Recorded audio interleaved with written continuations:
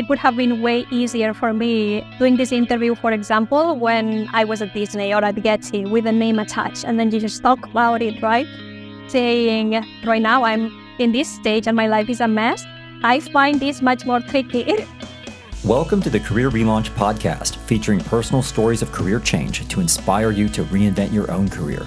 My name is Joseph Liu, and I'm here to help you gain the clarity, confidence, and courage to make brave changes in your career that allow you to do work you find more meaningful and enjoyable. In each episode, I feature people who have boldly stepped off the beaten path to relaunch their careers. We talk through the setbacks and successes of their personal journeys to help you understand what it takes to relaunch your own career. Today, my guest will share her story of going from a human resources professional in Los Angeles to someone trying to figure out the next steps in her career back home in Barcelona.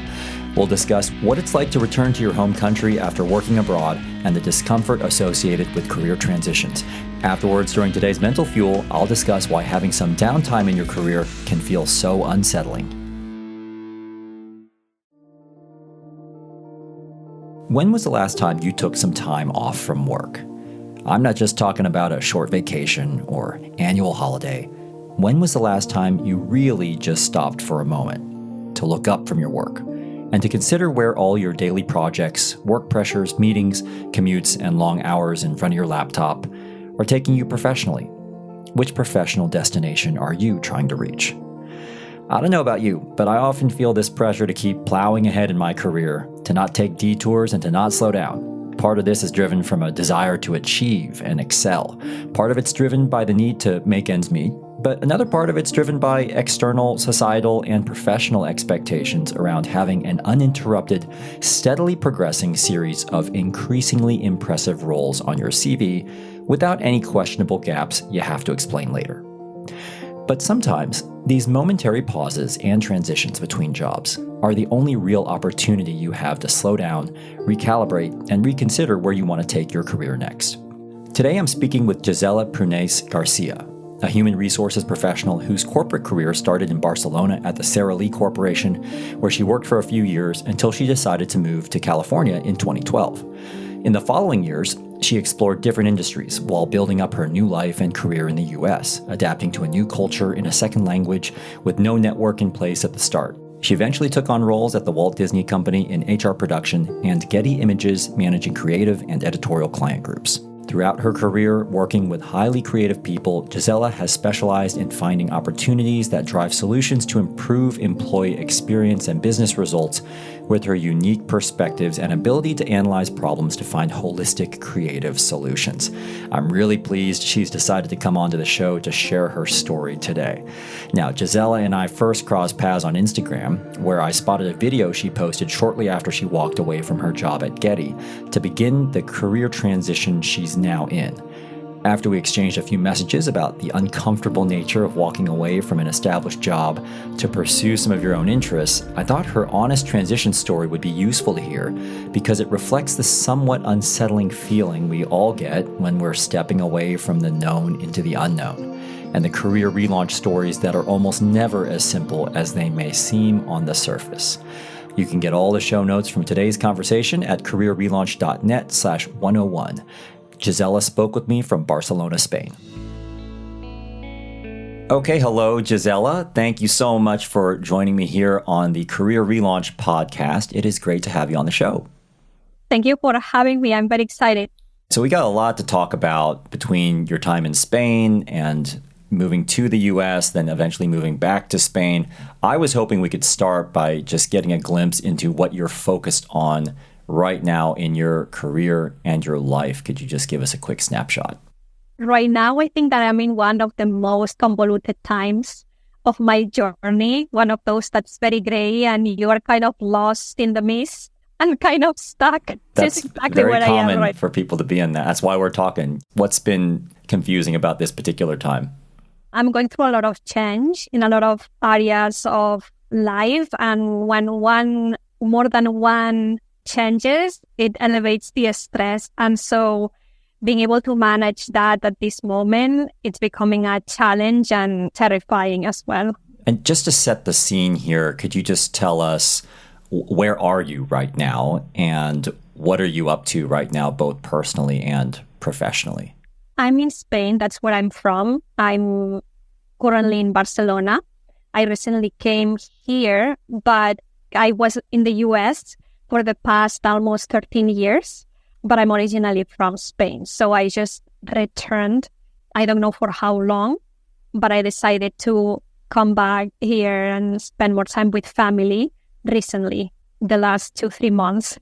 And can you describe the work that you are at least thinking about doing moving forward? I know you're in the transition right now and still figuring it out. I've been working in corporate all my career. Since I was still even in college, I was already trying to figure out what I wanted to do and doing internships in companies. So since very, very early stage in my career, I've been in corporations, mostly big corporations. And right now I'm taking a pause on everything or like career-wise to process this transition or the moment in life that I find myself in. And I'm assessing and exploring too if I would like to become an entrepreneur and how would I do with that. Let's kind of go back in time a little bit. So you mentioned you're back in Spain now and you had moved to the US at the beginning of your career. And I want to talk about what triggered you to move countries. But can we just start from the very beginning of your career? I know you've spent a lot of your career in the corporate world focused on HR. What got you interested in working in human resources at the very beginning? I was very compelled by the human resources work, but because in education, really, I found that this is a field that it's not very explored. No matter what you studied, I felt like I really wanted to get a sense of it working and experiencing myself what it is to work in an HR department. So very young, I got an internship. At the time was Sara Lee, and I was based in Barcelona. Since the moment that I got into that company, and previously I already tried different fields, but the experience at this company, I loved it. I loved the combination of skill sets, working in a business, but also everything that had to do with talent management. And I really loved it, and I thought, this could be my career. So from the start, you're at Sara Lee. Were you thinking that HR was the best fit for you? Were you pretty certain about that at the time? Did it feel right to you at the time? Yes, indeed. It did. I liked different things. I was also interested in education, but I felt very comfortable in a business setting and in a business environment. And I think that's what made me stay and continue learning about it. And I was doing well. I decided to explore all the different facets and areas of human resources. Now, eventually, you made a pretty big decision to leave your home country and eventually move to the US. And I'd love to dive into this a little bit because I know it's a major decision to relocate countries as someone myself who's done it. What triggered you to think about moving away from Spain, and how did you choose the US to be your destination? I wanted to expand my career and make it be international in my experience and learn about other countries. And I knew that if I wanted to have like a career that's like international, I would have to learn English. And that was my pending signature. I've never been good at learning languages. And I thought after a few years at Sara Lee, I was still like in my early 20s and I felt myself very settled in Spain. And there was something that I was like, I need to explore. I've always been like this dedicated person, studying, working, having 2 jobs while studying. And I was already doing well, but too settled for my taste. So I thought, this is the moment. Let's study English somewhere. And I just opened a map and literally decided, okay, what in the world I could go to learn English, but that's a sunny location. So that was my first indicator of like, it has to be like a sunny place. And then I ended up going to San Diego, California. Yes, good choice. How was your transition to the US? What did you do when you first got there, and how did you settle in? It was tough. At the beginning, I thought it was just going to be a vacation while I was in language school, right? So it's a very different mindset than when you are actually settling to live in a new country. So at the beginning, it was very fun. It was an amazing, one of the best experiences that I ever had while I was in language school, 8 to 10 hours a day, really mastering my English skills or trying because they were like pretty much non-existent. But then things change when you are already like, let's live here, let's try to start a career here, still with basic level of English, that was probably the toughest experience of my career, especially in human resources, since you need to know a lot the employment law, the legislation. I would not finish the phone interview screenings. I was not able to because I had a lot of difficulty understanding them. And little by little, when that improved, right, then the recruiters would tell me you have good experience in Europe, but here in the US, we require pretty medium to high level of knowledge with employment laws, and especially in California. So learning all of that in a second language was tough. You would eventually move into the corporate world working in HR. You successfully secured your role. Out of curiosity, how did you overcome these barriers, the hesitation on the side of headhunters or recruiters or hiring managers when they were saying, okay, you got the qualifications, but you don't have the localized experience that we're looking for? How did you overcome that? I think I cried a lot. And then I went to HR courses that helped me. I bought a lot of books and I did a lot of self-study to the point where my full house was full of papers. The walls of my house were full of papers, even in my bedroom, all over the place. So I could memorize some of the laws or words that for me were difficult to understand. So it was a lot of that through those classes, and then getting an internship, which at the time wasn't paid. So for me was a setback because in Spain I was much better positioned. But it was very helpful to get that internship so I could practice, right, the real experience, but then studying aside. So a combination of internships and also your self-study and skilling up. You were interning at the World Trade Center in San Diego, and then you ended up moving into the recruitment sector for a little bit of time. You would eventually land at Walt Disney Imagineering. How did you land that role? Because there's obviously a large, well-established company. And I'd just be curious how you managed to get your foot in the door with Walt Disney.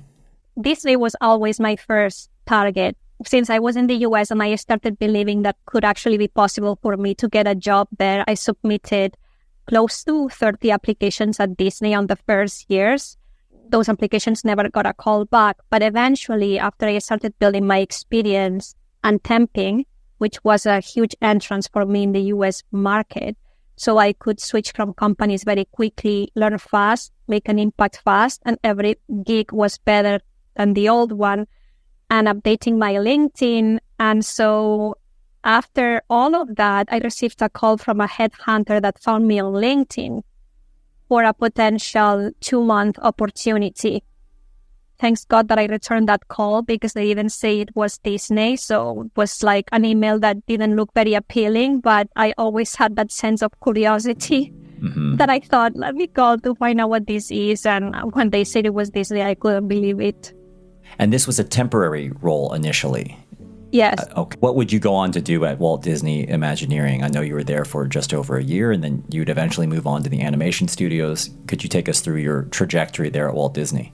That first call, it was for a temporary position for a very, very specific project, and it was to assist the human resources department that was leading the construction of the Disneyland Resort in Shanghai. They interviewed me for that project, and after that project ended, then I applied for another role at Imagineering as well in recruiting, and then I got that role. But all of this, it was still temporary contracts, so I was placed at Disney by a third party during the time that I was at Imagineering. How did you then move from that temporary role into a more full-time role for Walt Disney Animation Studios and then eventually the Walt Disney Studios?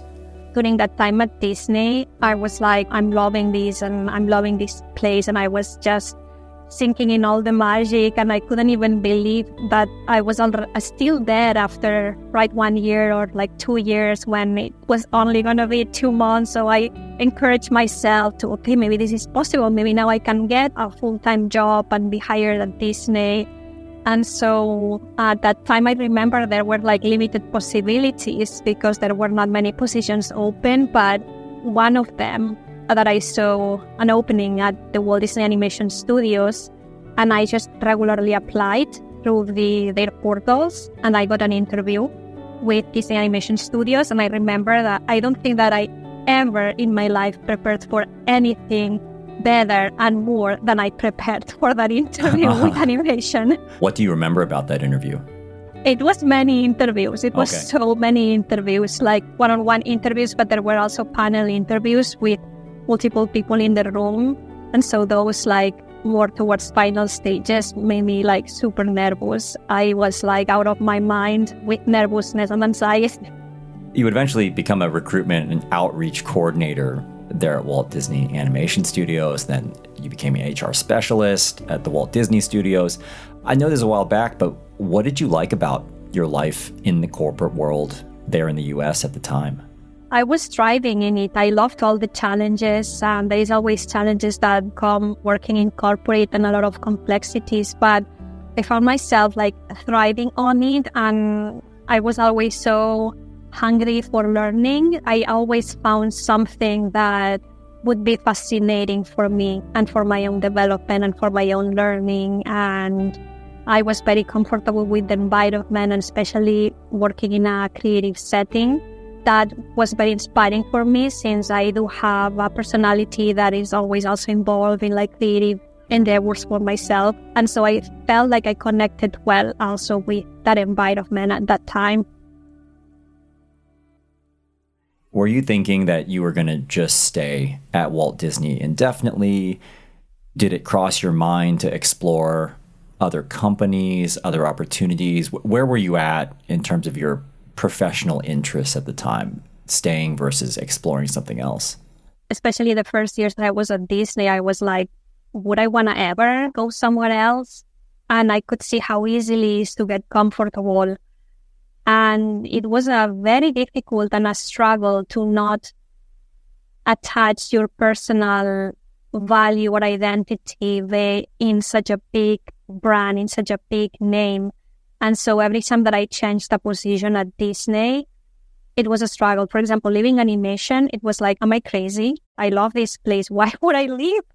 But in the other side, you have that other voice of like, prioritizing growth at a certain moment in your career, and especially on my field, which is very interesting to me personally, seeing different environments and departments and teams. It was that decision of, okay, I'm going to jump, even though I always thought maybe I'll regret jumping, but I'm still going to do it. And it was that constant struggle to check in with yourself and then just do it, because there is always a different learning on the other side. I was giving a talk a few weeks ago, and somebody came up to me after my talk. It was on achieving your career goals, and she works at Google, and she's been there for years, I think over a decade. She asked me, is there a problem to stay at a company for a really long time? Like, does that start to look strange from an external standpoint? But I guess what I was thinking when I heard that question was, sometimes I feel like if I've been doing something for too long, just the duration of time starts to make me wonder if I should do something else. And I've always just wondered, is that like an unnecessary pressure that we put on ourselves to constantly be pushing forward to the next challenge? And do you have any thoughts? Again, I'm going back to your time as you started to wrap up your time at Walt Disney, and we'll eventually talk about your most recent role in a moment. Personal life circumstances also play a huge factor. Maybe the fact that I was in a foreign country without my family over there, maybe that will give me a little bit of more impulse than maybe somebody that makes different decisions based on like their life circumstances or is looking for more stability. I feel like it's many different factors, but I agree that sometimes we just put a lot of pressure on ourselves. And it depends on the discipline as well. Like there are certain disciplines that once you secure a really good position in a certain industry where maybe those jobs are more limited, maybe it makes sense that the person tends to and wants to stay longer. But maybe for other disciplines that you could benefit from seeing different environments, maybe that also is a point of a decision making for someone to be jumping around, I think. How did you make your decision to eventually leave Disney and move on to Getty Images then? To me, leaving Disney, I felt like Frodo dropping the ring in Mordor. It was very difficult to put down my badge of that company. But I really wanted to see a different area within the entertainment and media industry. And I was looking for a very specific type of role that was more strategic. And I was looking about different characteristics. And I thought after almost like 8 years of run at Disney, that was a good point to move forward. And then it took me a while. I interviewed a lot, many companies, like the companies were interviewing me, but I was interviewing more to those companies because I had a lot of clarity in what I wanted to find. So it took a while, but eventually Getty came along and with a very interesting role and had most of what I was looking for on my next role. And I accepted the job offer with them.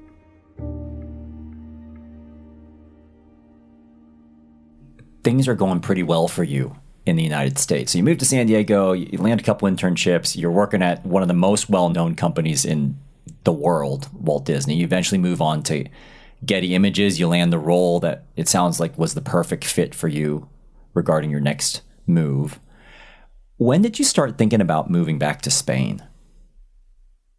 The last few years since the pandemic became very hard to manage when you are like so many miles from your family, and there was a change of paradigm and a change of a lot of things. And I feel like since the pandemic, I had in the back of my mind the possibility of spending some time in Europe, even if it was not necessarily Spain. But because I left it so young and I have grown so much, I always had that thing of like, should I explore and should I take some time to reconnect with Europe and even discover places that I didn't have the chance to when I was so young? Was there a moment when you made your decision, okay, I'm going to leave Getty behind, I'm going to leave Los Angeles behind, which is where you were based at the time, and I'm going to move back to Barcelona? Do you remember the moment when you decided that? Yes, I think it was last year actually. Los Angeles, I always felt so compelled by the city, so I would have those thoughts of going back on my mind, but I would not act on it because I was doing well there. I had my job that I was happy with at Getty Images, and I will always remember it was award season in Los Angeles, and it was between the months of February and March that I actually was with the team that I was supporting, creative and editorial, at the Oscars. Later, a week after, I was all of a sudden in the hospital in one of those life moments where your health all of a sudden goes downhill, and then you need to reassess things, and then you need to start listening the body and puts you on a different direction all of a sudden. So that was like a breaking point for me to reassess, okay, what do I do now that I have a new life situation? And if you don't mind me asking, Gisela, what was happening with your health at the time? What was the reason for having to go to the hospital? I've been struggling for the 2-3 years with a lot of symptoms that nobody was able to pin down where those were coming from, even though they affected me a lot, but I was able to manage. All of a sudden, during that time, I started experiencing stronger and stronger symptoms until one day to the other, I got super sick. And then finally, they were able to diagnose that I was celiac, but I have been asymptomatic for a long, long time, which as far as I know is not as common. Usually celiac shows some sort of symptoms, even if they are not digestive. But in my case, my body didn't show absolutely nothing until I was like very severely ill, where my digestive system was not properly functioning, and then you even get like dysnutrition. So it was something at that time very severe for what it could look like on the surface, like a condition that's not familiar, right, with that condition that is like, oh, you stop eating gluten and that's it. But sometimes if it's caused more damage, it's no longer as simple. So I had to really put a pause on everything at that point. I don't know a tremendous amount about celiac. I know some people in my life who've had it, and it involves gluten intolerance, but I also understand that if you don't discover it until later in life, that it can actually wreak some havoc and damage on your system. I guess it's good that you caught it when you did. I guess as you're laying there in the hospital, what was running through your head when you thought about your career looking forward in the United States versus perhaps exploring returning to Europe? First of all, there was a phase of depression and anger. Like I even told my doctor first before I could even think of anything else. It's like, you are wrong. I'm not celiac. Like I'm from Spain and I'm made of bread. What are you talking about? I was the first, like upset with like everything, right? Especially on a moment where you are like in your career and doing well. And it's like, oh, no. And then how did you come to terms with it? I guess I'm thinking about the stages of grieving, and I guess the first couple are, first of all, denial and then some anger that you're talking about. How did you come to accept that maybe you did need to make a change? It took me a few months. I'm sure many people will relate to this, but we tend to take everything on ourselves. Like, I can't do it. I've been doing it for like 12 years here and alone, and I'm alive, and I've gone through so many things. So this is just one more. And this is not gonna stop me or affect me in any way, right? So I try to act normal and overcome it on my own, like I always done. But this time it was not working. This time, the more that I was trying to push, the body was slapping me back. I'm fine one day and then I'm more sick the other, like that for months, until I had a discussion with my supervisor, and I was very transparent on what I was going through, and I received great support as well. I finally assessed the situation and decided, okay, maybe this is the time to take a pause, find the keys of what works for me until I recover, until I get better, until I find my new habits. And then I rather do it from Spain, spend more time with my family, reconnect with Europe, and take this time as a creative exploration with myself. What's it been like for you the past couple months now that you have been back in Spain? It's been scary. I never experienced this before. There is a constant terror that you are all of a sudden, first of all, not attached to any big brands, right? So here it goes again. Now I'm solo. My name is not attached to those brands anymore. Like, you don't have a paycheck coming through. The list could go on and on of terrifying things that are happening right now. But I think that the worst is not having a clear direction of what you are going to hit next, which is kind of the first time that happens to me, because I'm very analytical and I always have a plan A, B, and C. And so right now I can have an idea of the things that I want to explore, but there is not that specific goal that I need to hit. And so that creates a lot of anxiety, and it's just terrifying of being in a situation where you're trying to figure out and explore and get to enjoy this time without the anxiety eating you over. This is, I guess, one of the reasons why I wanted to talk with you, Gisela, because I think so often on these kinds of shows, we talk with people during the before and the after of their career change journey. And so you get a glimpse of what they were doing before, and then you kind of get the glimpse into how everything is now worked out really nicely in the end. And what I think is very interesting is catching people when they're in the middle of it and they haven't figured it out, because that's where a lot of listeners are when they listen to this show. And you're right, you're talking about some things that I know I've struggled with myself, where it's the balance between just enjoying the downtime versus feeling pressured to uncover and identify exactly what you want to do next. I guess I'd be really interested to hear, how about the readjustment going back to Spain and being back in your home country? As you know, I'm from the United States. I live in the UK now. I've always wondered what it would be like if I were to then move back to the US after all this time of being away. Can you give a glimpse into what that adjustment has been like for you? And then we'll talk about some of your professional explorations in a moment. I don't know if I would be able to answer this question yet, because it's been so recently for me. While I'm trying to recover a bit of my health, I've been so swimming between madness of logistics and administrative things that I need to do, and starting a life over, it involves so much that I haven't grasped yet. It's like I have not really landed, is the way I feel it. All of a sudden I found myself like putting like things on my agenda, on my calendar of things that I need to do and functioning the same way that I used to. And so I think that training my brain is what I'm mostly focusing on as my only responsibility, to be able to really make an impact for myself during this time. But being here, it feels very strange. It feels like it's a different person that came here, and I don't even have a sense of belonging like I used to. which at first you get sad about it, but at the same time, I think that it's beautiful because you have grown and now you are more connected to different cultures and places. But I agree, it's not often spoken and there is so much that goes into it. I know what you mean about feeling a bit out of place, even though it's your home country. Yeah.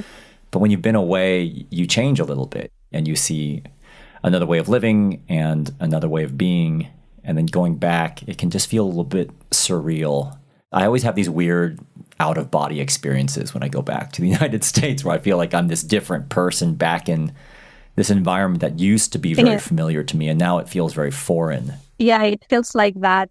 But I'm also noticing something interesting, and I realize I catch my brain always thinking, oh, I live here or I live there, right? It's like you have to pick sides. I'm here now and this is where I live. But then you start realizing it's like, no, I'm still from LA. LA is also like a home. It's just that my base right now it's here, but LA will be my second base. And so we try to compartmentalize everything and also telling my brain and training my brain new things and new concepts of my new identity and my new lifestyle. I feel like this is helping me a little bit as well. The other thing you mentioned was this loss of an association with a big brand. And I've been there myself, where you're working for a well-established company, whether it's Getty or Disney. How's that been for you? I know you alluded to it earlier, but how do you reconcile now not being attached to those brands, and yet it's still a big part of your professional history? Realistically and full transparency and honestly, it would have been way easier for me and more comfortable doing this interview, for example, when I was at Disney or at Getty with a name attached, and then you just talk about it and getting out to the world and saying, this is me, and yes, this is my experience, but right now I'm in this stage and my life is a mess. I find this much more tricky. Right. I've been there before myself. I feel very naked. Like I feel like I've got nothing to say about myself just because I'm not currently working for a well-known organization. I feel very exposed. It's a strange feeling. I know you're still figuring this out, but are you thinking that you want to work independently or that you want to return to the corporate world, or is that still a question that you're wrestling with right now? I'm still trying to figure this out, and I'm allowing myself some space to do that. I enjoyed working in the corporate world mostly, and I would definitely return once I recover and I feel it's the right time.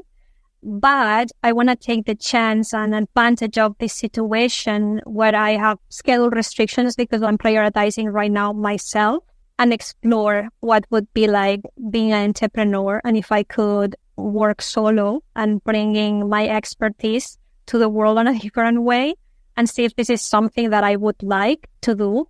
And luckily here in Barcelona, and this just happened recently, but I applied to one of those programs to help develop entrepreneurs, and I submitted a project and it got selected. And so right now I'm going through this program for entrepreneurs to develop a project. And I'm trying to see if this is something I would even like and explore that creative space for that purpose. There's a lot of upside to having this transition where you've got some space and some head space to think about what exactly you want to do, which is the huge benefit of a transition. Before I talk about and finish up with some of the lessons you've learned along the way, I would be curious to hear if you could pinpoint or put your finger on what's the most difficult part of being in between jobs when you don't exactly know what you want to do next. Controlling your thoughts, or at least being aware of the thoughts that hit because they are driven by our fears, and getting awareness of that and turn those thoughts around. For me, it's the signature that honestly I'm still failing. If I'm starting a podcast, for example, I won't talk about my podcast because I'm afraid for others to listen to me. Now I'm in this entrepreneurial program and you have to start doing a market analysis. And I'm like, yes, but I'm terrified of going to speak to people because then it seems like things are materializing, right? And putting things to the world. It's just there is a lot of mental load that we carry. that to me, this is much more difficult than developing a business plan or developing anything else. It's just switching the thoughts that we have because of our beliefs and because of society that has done a lot of damage to all of us. I have a lot of internal chatter, I would say, compared to the average person. Like, I lay awake at night and I think about stuff, or I think about, could I be doing things differently? Or should I have approached something differently? Should I take on this new project or not? And you're right. I think a lot of it is just controlling those internal voices and quieting them a little bit, because it can get really noisy up there. The last thing I wanted to talk with you about before we wrap up with what you are thinking about pursuing right now, I was speaking at an event last night, and someone came up to me afterwards and they were asking me about where I see well-being and health fitting into my professional priorities, which I thought was an interesting question. And I was just wondering, how do you think about that? Like, how do you think about where well-being and health and your own physical fitness, how does that fit into your overall priorities right now? That's something that's so critical to keep in mind, one's health. And unfortunately, we don't always put that on our priority list. But to me, right, this is number one. So anything that I do needs to work around that first priority, not the other way around of me trying to adjust to X or Y and able to achieve Z. It's like, no, everything now needs to, at least for a few months, needs to support my health physically and my mental health, like both. And it's not easy, and sad to say, but sometimes this can even be a privilege in some way, depending on one's personal circumstances. So I'm very appreciative too of possibility to be able to do this, even if it's just a few months. Is there something that you wished you had discovered earlier on in your career that you have now discovered, having gone through this transition and being in the middle of this transition? I got to experience firsthand that anything is possible. And sometimes even if we have a plan, if we are open and not very close-minded to a specific plan, sometimes we can even have surprises and life can take us into something beyond even our expectations. And to me, staying curious, always alert, we can spot opportunities that if we are not open or with that mindset, we could miss very easily. And I've seen that over and over with myself, but also in my surroundings. Is there something in particular that you've learned about yourself as you have transitioned back home to Barcelona that you feel is important to share? I traded a lot of comfort for learning.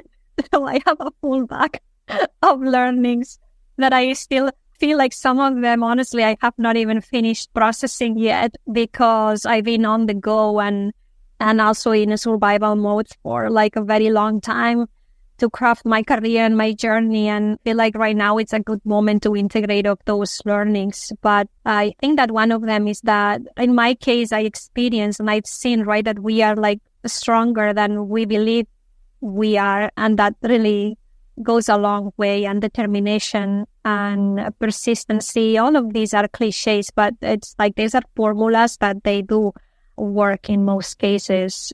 And then there is this conversation of how much you need to push into something, because sometimes it's also a very good skill to have, knowing until when we can push.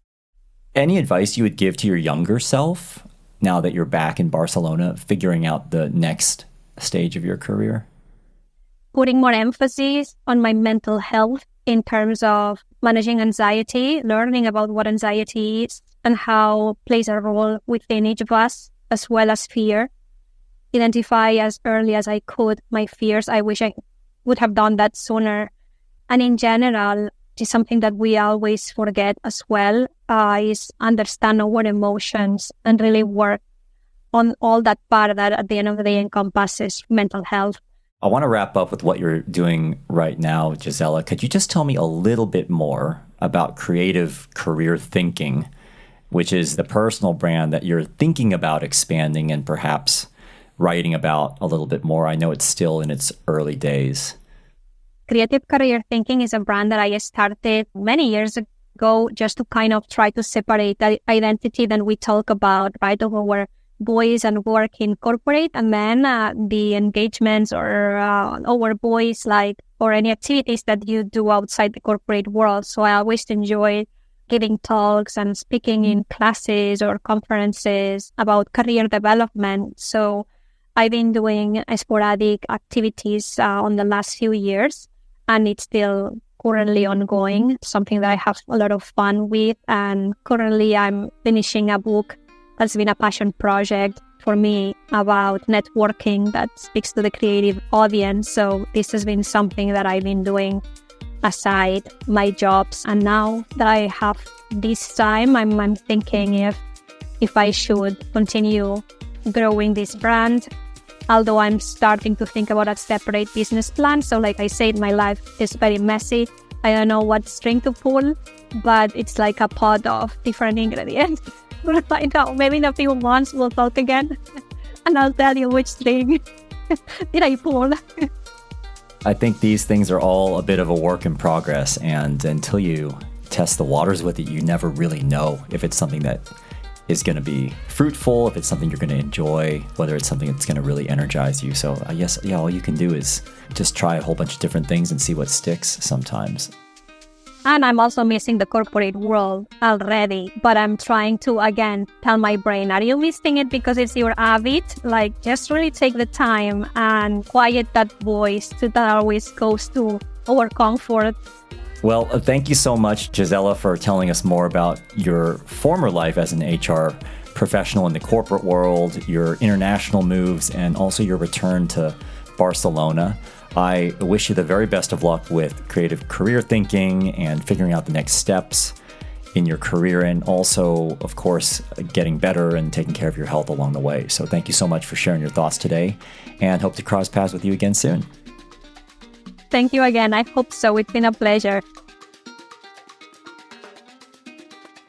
So I hope you enjoyed hearing Gisela's perspectives on the complexities of living and working in different places, the daunting nature of putting yourself out there before you're ready, and the internal thoughts you've got to manage during uncertain transitions. Now it's time to wrap up with today's Mental Fuel, where I'm going to talk about the unsettling nature of having a bit of downtime in your career. Before we get to today's Mental Fuel, I wanted to thank Wise for supporting this episode of the Career Relaunch podcast. Wise is the world's most international bank account. It lets you hold and convert multiple currencies in one place, offering a smarter, easier way to move money internationally without the typical bank fees or foreign exchange commissions. I've used it for years myself to handle many of my own international transactions. Try Wise for free at careerrelaunch.net/wise. This is the part of the show called Mental Fuel, where I finish the show with a brief personal story related to one of the topics we covered today and wrap up with a simple challenge to help you move forward with your own career goals. So for today's Mental Fuel, I want to touch on something Gisela mentioned about how it's easier to talk about yourself when you're gainfully employed rather than when you're going through a transition or taking a break from work. This is something that's come up before on this show, and it's something I hear from a lot of people, certainly something I've felt myself. And I wanted to share my perspectives on the pressure we put on ourselves to feel like we need to be productive all the time in our careers.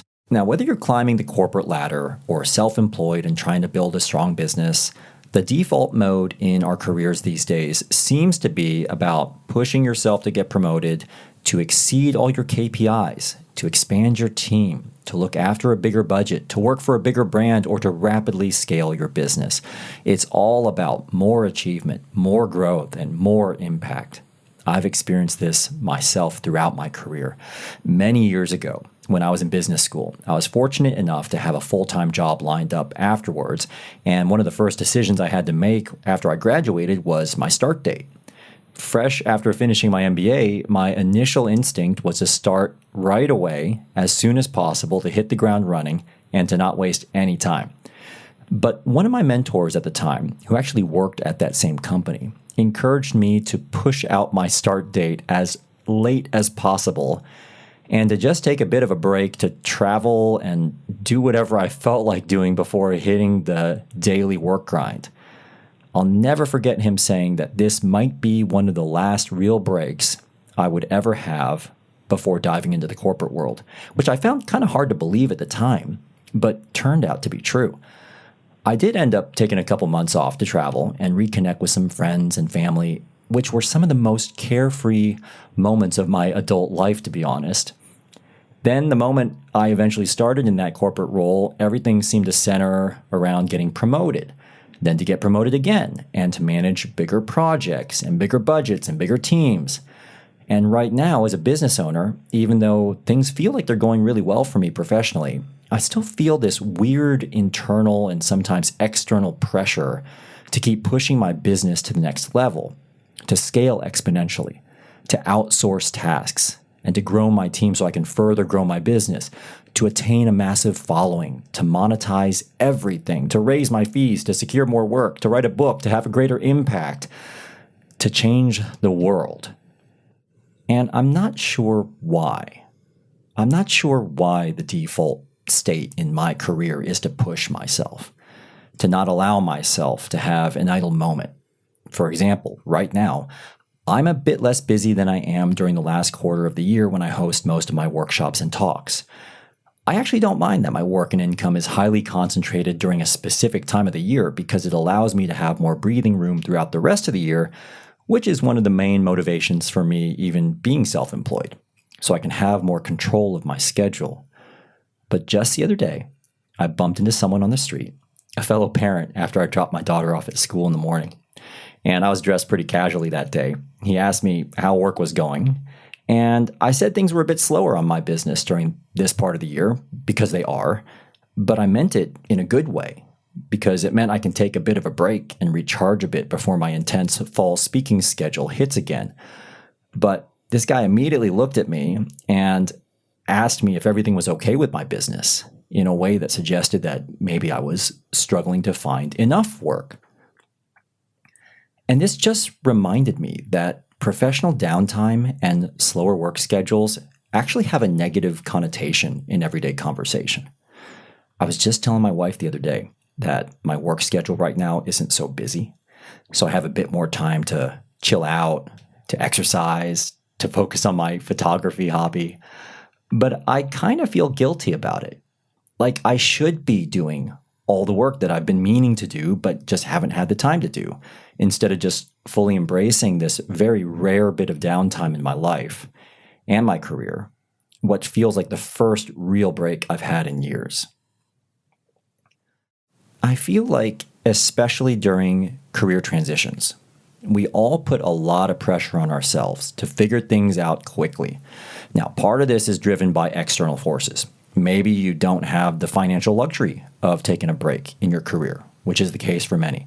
Being able to have an extended transition without adversely affecting your life financially or practically is absolutely a privilege not everyone can afford. Or you may work in an industry where gaps in your CV aren't looked upon very favorably, which is the case in many industries, and this affects your long-term career progression. Or maybe you're in a really fast-moving sector where being out of the workforce for too long can result in your skills becoming obsolete. Or you may just realize that the longer you're out of the workforce, the harder it's going to be for you to re-enter. I understand all of these pressures. I have experienced them myself, so I'm not saying these things don't matter. However, I also know a lot of this pressure can be internal, where you, if you're like me, may have this sort of unrelenting tendency to have your foot on the gas pedal at all times because forward progress is where you feel most comfortable, the least guilty, and the most productive. It can feel very unsettling to not know what you want to do next in your career. And time never stops ticking away. I just wanted to say that if you do have the means to have some downtime, and you don't feel it's hugely problematic, if you don't start immediately charging forward again right away in your career, I'd suggest you try to bring yourself to not only tolerate, but to accept and even embrace your career transition, allowing yourself some time to breathe, to slow down, to tinker and explore a bit, and take stock of what you want to do before you rush into your next role may enable your transition to be a much more meaningful one. This takes me to a quote from the New York Times bestselling author, Michael Hyatt. Slowing down is not a waste of time. In fact, it's an investment in self-care, productivity, and creativity. So my challenge to you, if you're in some sort of a transition, is to do something right now that you couldn't normally do when you're much busier professionally. It doesn't necessarily have to relate to figuring out your next move or finding out the answers to some career quandary. Instead, to just give yourself permission to slow down, even if it's just for a day, and allow yourself to have a bit of a metaphorical palate cleanser. You might be surprised what it can do for you. If you have a question about career change you want me to address on the show, or if you've got a story of career change from your own life you would like to share, I'd love for you to leave me a voicemail with your thoughts at careerrelaunch.net/101, where you can also find a summary of my discussion with Gisela and learn more about her. Again, that's careerrelaunch.net/101. Thanks so much for being part of the Career Relaunch community, and a very special thanks again to Gisela Prunes Garcia for sharing her story with us today from Barcelona. This episode was mixed by Liam McKenzie. Today's music was curated by Jonathan Rinaldi-Pohl, and the Career Relaunch theme song was written and performed by Electrocardiogram. I'm Joseph Liu, and I'll talk to you next time.